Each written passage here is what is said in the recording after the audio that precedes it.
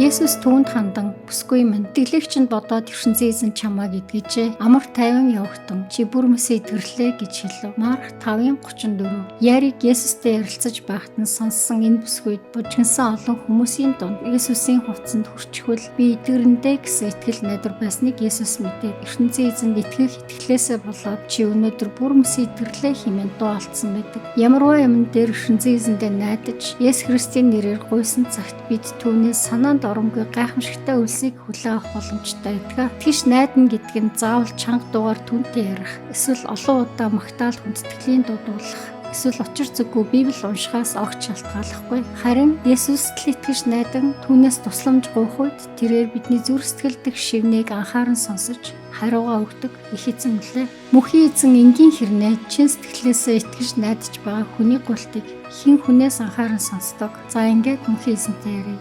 Их эзэн минь ээ, тань руугаа гараа сунган бид гуйж байна. Биднийхээ зүрх сэтгэл дэх хинт ч гаргаж хэлж чаддаггүй тэр дуу хоолойг минь анхааран сонсож биднийгээ чөлөөлөөч, эдгээгээж бас сэргээгэж таныхаа эрх мэдэл, хүч чадалд бид итгэж найдаж байна. Цаг үргэлж тань руугаа гараа сунган зүрх сэтгэлээ нээж байхыг бид хүсэж байна. Та биднийг анхааран сонсож Есүс Христийн нэрээр энэ бүгдийг бид гуйлаа. Амен.